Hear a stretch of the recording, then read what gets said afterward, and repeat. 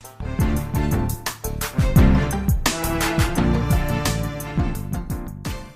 welcome to the Market Alert for Friday, the 18th of November 2022. So stocks and bonds sink as Fed's bullard hammers pivot hopes, which is interesting. So put-call ratio surged to record highs as Fed terminal rate topped 5%. That's where they think rates are going to go to. US stocks were ultimately lower on Thursday alongside Treasuries, which both supported the dollar. That's why silver and gold moved lower. Stocks and bond fall while dollar prospers amid flurry of Fed speak, which we saw yesterday. And we had obviously the awesome statement from the Chancellor yesterday. This little gem didn't get to make it to the mainstream news, I've noticed. Let me just pull this down so you can see it.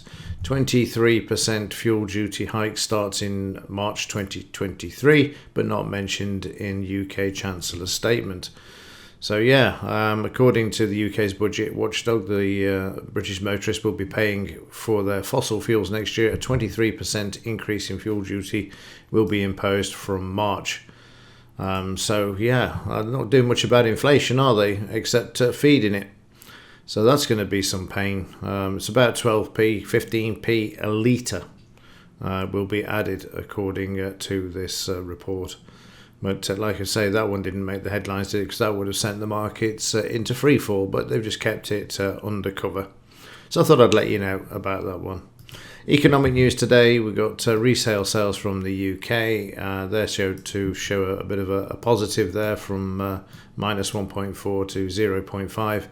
And then Lagarde at 3:30 and existing home sales at, these are the wrong times, there we go, 7 a.m.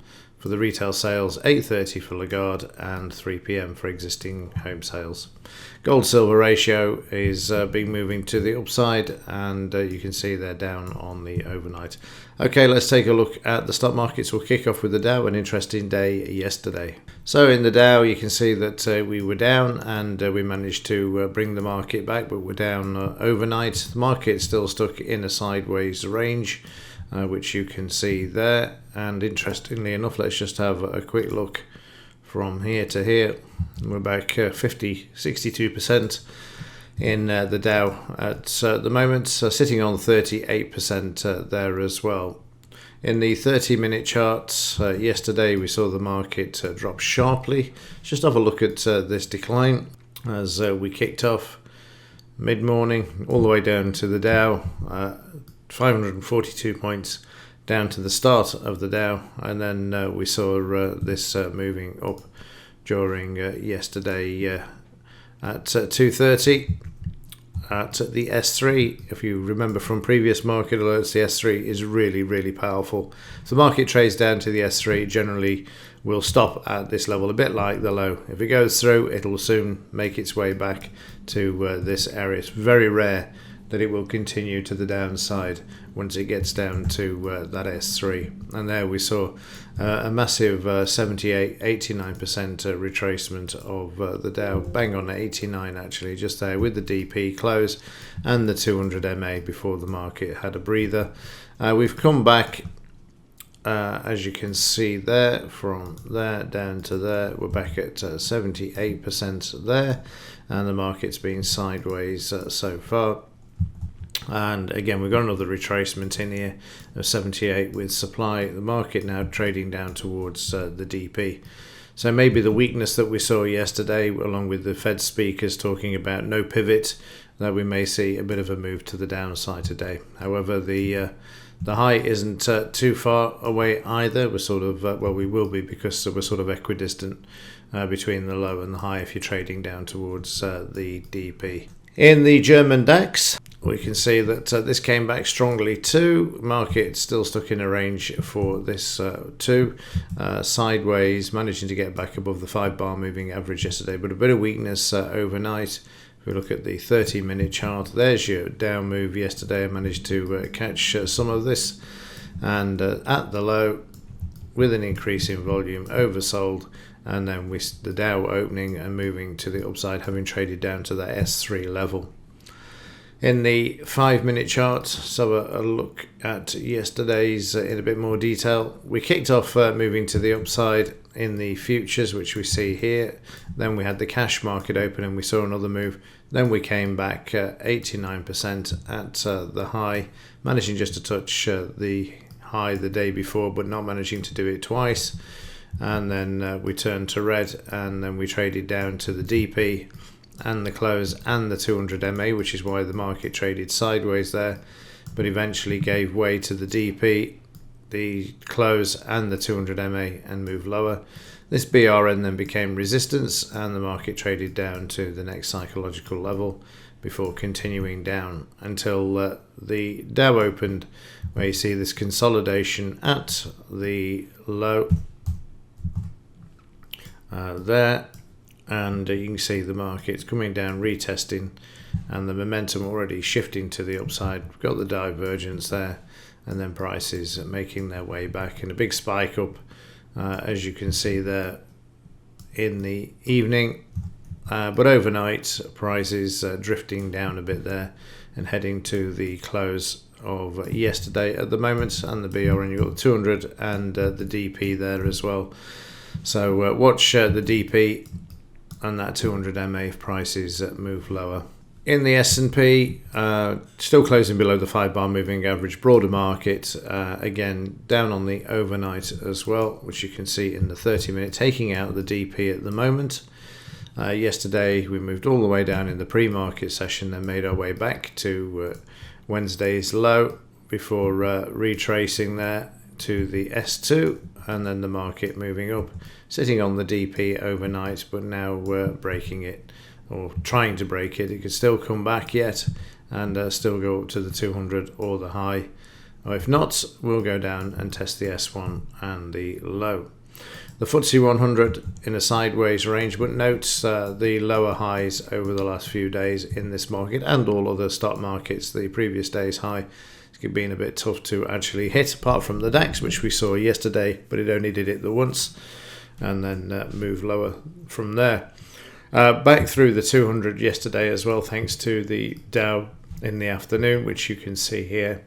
We were down in the morning at the low with the volume, with the momentum shifting, with divergence, with demand, crossovers in stochastics, and then move back to the upside. The moment we're coming back down to the close, having retraced there. We've also got a retracement in there as well, just here at yesterday's high, and the market moving lower there to the BRN and the 200 MA and also the 50 EMA as well.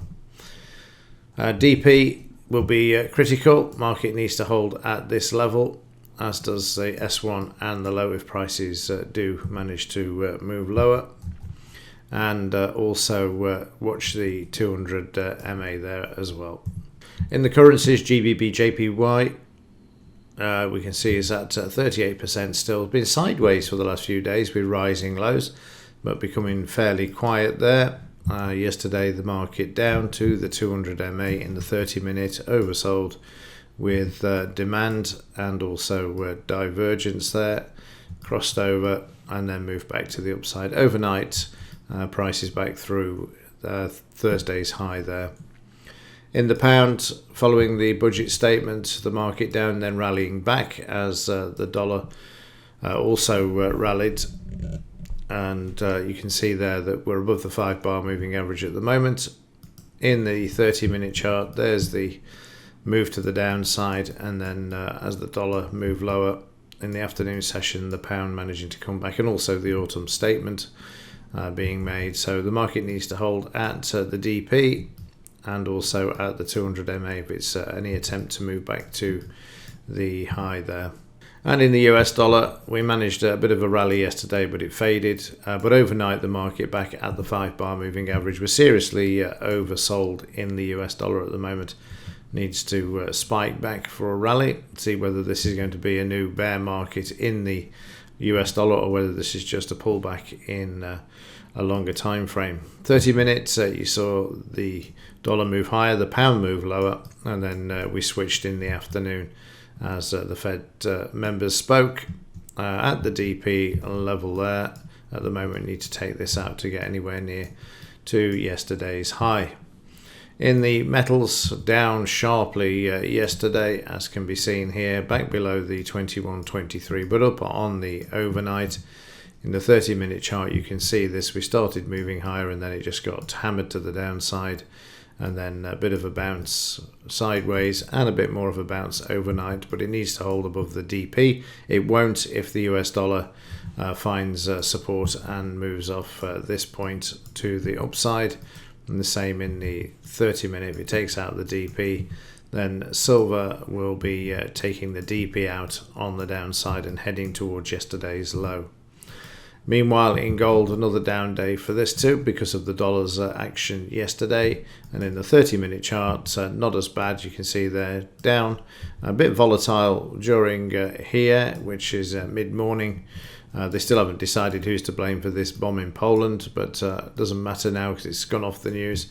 And then the market sideways, trying to hold above the DP at the moment, but not doing a very good job. Okay, there you go. That's a quick roundup of everything that's going on and what's coming today. So let's see how it pans out. See if the markets can hold at these levels. It's starting to look at slightly precarious, isn't it, at the moment? But you never know. They did a very good job yesterday of bringing the market back at 2:30 in the US, when the markets have been down in the derivatives markets prior to the cash market opening in New York. Okay, that's it for this one. As ever, thanks for watching. Have a great weekend, and I will see you in the next one.